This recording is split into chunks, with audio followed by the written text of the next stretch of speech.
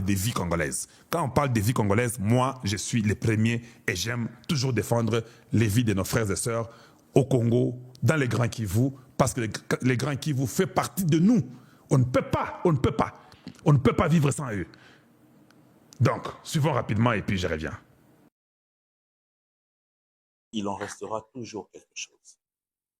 Les terroristes du M23, l'AFC et leur patron de Kigali ont longtemps dit que le pouvoir de Kinshasa était en train de piétiner nos frères et sœurs swahiliphones. Or, nous devons être factuels lorsqu'on accuse ainsi. Et leur discours n'a jamais été soutenu par des faits. Mais malheureusement pour eux, il y a des lanceurs d'alerte et des ONG avec qui nous travaillons qui nous renseignent qu'eux sont en train aujourd'hui d'appliquer une épuration ethnique dans la partie est de notre pays. Par la violence, ils poussent les populations à quitter leurs terres pour qu'ils puissent les occuper dans le pillage et la balkanisation qu'ils ont préparés. Nos frères et sœurs swahiliphones aujourd'hui sont la cible du M23 et de l'AFC ainsi que de leur soutien rwandais. Je suis factuel et les faits, je ne les prends pas en l'air. C'est basé sur les rapports des Nations Unies, mais aussi sur les ONG qui travaillent sur place, que je ne citerai pas ici, parce qu'ensuite, on va aller les tuer et les massacrer, parce que c'est le modus operandi de ces gens. Le 25 janvier 2025, les Nations Unies ont compté plus de 25 civils qui ont été tués. Des jeunes qui étaient en train de faire leur sport et qui ont été éliminés par les troupes rwandaises à Goma. De janvier à février 2025, il est répertorié par les rapports des Nations Unies que plus de 900 civils ont été exécutés aux alentours de Goma et précisément à Goma également. Le 13 février 2025, vous vous souviendrez que Delka Tidengo, ce grand musicien qui était un critique de M23, a été assassiné alors qu'il tournait son film. Le 8 février 2025, c'est un autre acteur, un sportif, boxeur, qui a été tué à Kibomango. Il s'appelait d'ailleurs Kibomango aussi. Il a été éliminé par les troupes de Kigali qui appuyaient le M23 à Goma.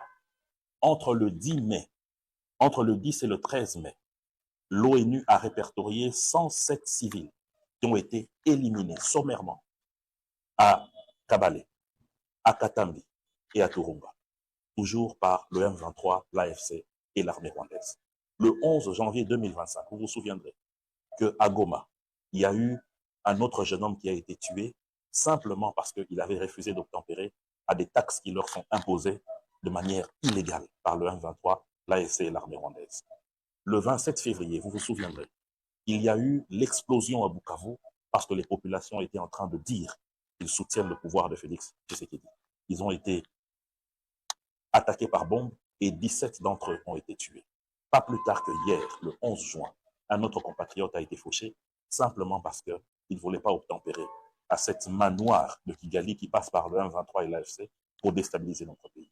Au total, de janvier à juin 2025, 1052 Congolais ont été sommairement tués, tous swahiliphones, dans l'espace illégalement occupé par le M23, l'AFC et l'armée rwandaise. Aujourd'hui, ces ONG nous appellent, nous, leaders d'opinion, où que nous soyons pour que nous puissions porter la voix de ces populations swahiliphones massacrées systématiquement, leurs biens emportés au Rwanda, à Kigali. Nous avons vu comment est-ce que les établissements hôteliers du président professeur Bahati ont été systématiquement pillés, les véhicules emportés, les hôtels aujourd'hui qui sont saccagés systématiquement, les travailleurs bastonnés pour ne pas dire pour d'autres qui ont eu de la malchance ont été exécutés. Tout cela est observé par tout le monde.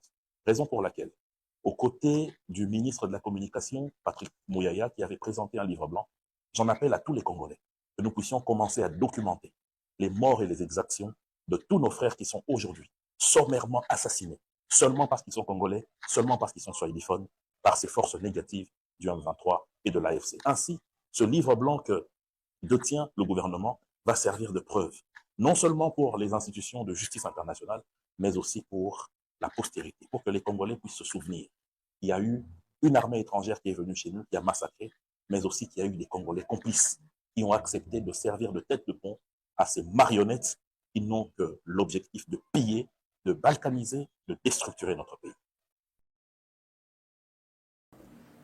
Voilà, je devais mettre ça pour que ça reste aussi dans les records de Kalonji TV. C'est dans les livres blancs du Congo pour l'histoire. Ne venez pas nous dire que non, vous avez un discours de haine. Ce n'est pas un discours de haine, c'est un discours de vengeance. Nous allons venger. Ça, retenez ça. Nous, on n'a pas un discours de haine. Nous avons seulement un discours de vengeance. Et vous devez tous rentrer chez vous. On a besoin d'un mur. On ne veut même pas entendre parler du Rwanda. Même Babylone qu'on a vu sur Barouzizi, il faut refuser. Il faut refuser, il faut se méfier de ces peuples-là. Il faut les écarter. On n'a plus besoin d'eux. On ne veut plus d'eux. Et ça doit être ainsi compris par tout le monde, par tous les Congolais. On ne peut pas continuer à vivre dans ces conditions-là et nous disons non. Nous disons non, on ne veut pas ça. Rapidement.